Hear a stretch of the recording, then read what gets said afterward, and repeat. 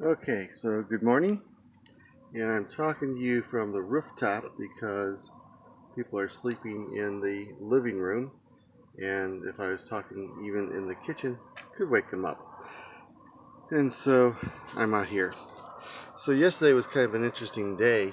We got to the clinic, and it was just jam-packed with supplies. So maybe we could have one station to see folks, and there were a lot of folks to see. And so first thing we had to do was just load up the van and take him over to the hospital. Just trying to find a place here where the light's not in my eyes. Anyway, so we were delivering supplies in a human chain. It was kind of cool, and seeing the life in the camp. There were 10 buses out there because there are people who are already returning to Mosul because eastern Mosul has been occupied by Peshmerga and Iraqi forces for about 10 months now. And booby traps have been removed, and snipers are far away, and so there's some return for some folks. And so that was interesting, just seeing the organized chaos. And then, so the docs start working in the clinic, and I went out and started doing house calls with my interpreter, which really amounts to tent calls. And so you go to these numbered tents, and as soon as you get out of your vehicle and walk over to them, people swarm you because you're interesting, and maybe you've got some information or can help them, or they can practice their English or something. The kids really love you. So a couple of cases, and so I crawl into this tent. They're not very high, and there's maybe some rug on the floor, and that's about it. And so I go in there with my interpreter, and next thing I know, they're saying, wait, wait, wait, and they bring in two mattresses. One mattress for the interpreter to sit on, one for me to sit on, and then the entire family sits on the floor. It's very, very hot. They're fasting, so it means that not only can they not have food, they can't have water until sunset, and yet they bring me cold, cold water. And I graciously put it down and just focused on them and told them I was respecting their fast as well, but I appreciated it. But the reality is I didn't know which well they got the water out of, and I didn't want intestinal problems. But it was still the hospitality was fantastic.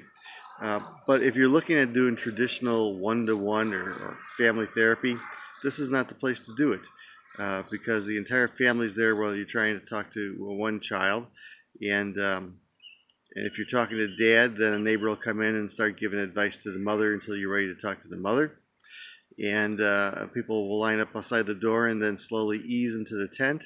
And so I was doing therapy with an interpreter to a family with about an audience of 20 people in and outside the tent. It was clear that I was an honored guest, and so that was kind of different. If I had tried to impose some type of Western office rules, it would have been a failure. As soon as you get outside, you're swarmed by people who want you to see their child. It's a whole lot easier for mothers to ask you to see their children than for adults to talk about their own problems with anxiety or depression. One's showing weakness, the other showing being a good parent. And so I had a number of cases and did that. Then I went back to the hospital while everybody was working in the clinic because the clinic was so tight I would just been in the way. And I did some more program development there, but you know, we got the generators, but nothing's plugged in yet, and I was just pouring sweat. So I spent some more time on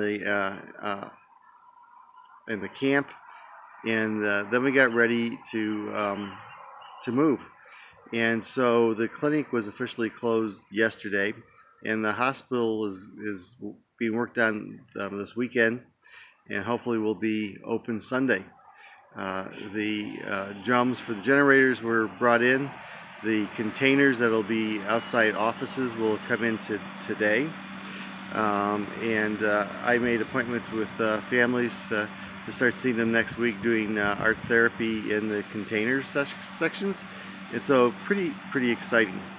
When I got back to the house, April the volunteer who right now is a nurse in West Mosul, where all the fighting is. She's about a kilometer away from the front line.